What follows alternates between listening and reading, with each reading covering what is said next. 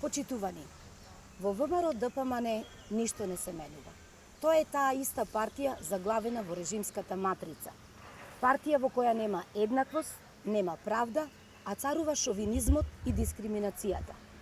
Денес уште една бомба одекна во јавноста, во која граѓаните можат да го слушнат генералниот секретар Игор Јанушев во разговор со Миле Јанакиевски, како се заканува дека, цитирам, ќе ја удрел бокс во фаца на жена од Општинскиот комитет.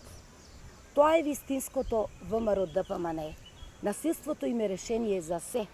Насилство врз жени, насилство врз студенти, насилство врз пратеници и новинари. Повторно глумењето на лажна загриженост за граѓаните уште еднаш на ВМРО ДПМН им падна во вода. Огромно лицемерие стои зад нивниот слоган "Исправи се", затоа што секојдневно потврдуваат дека зад маската која носат стои понижувачки, недоличен, неодговорен однос кон граѓаните, а со последната бомба и демонстрирање на родово насилство.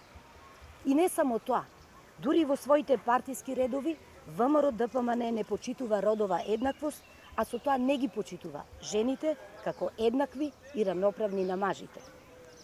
Наспроти ова лице на ВМРО ДПМН стои Социјалдемократскиот сојуз на Македонија и коалицијата, кој работи, действува и се бори против сите форми на насилство врз жените.